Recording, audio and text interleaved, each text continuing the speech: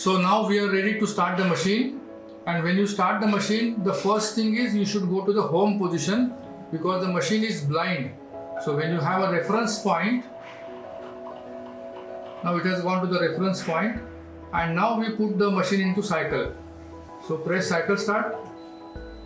The chuck started, spindles is running, and you can see the X and Z movement also.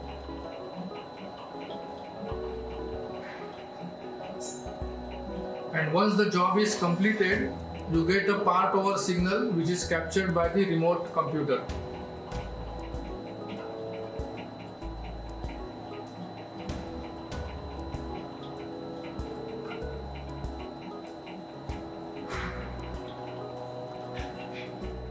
So let us observe the operation on the machine side.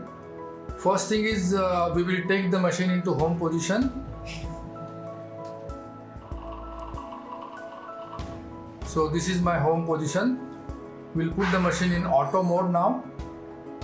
Then cycle start. Spindle started. And the table is moving as per the programmed dimensions. Once the job is over, you will get a signal as part over, and all this information is being captured by the remote computer.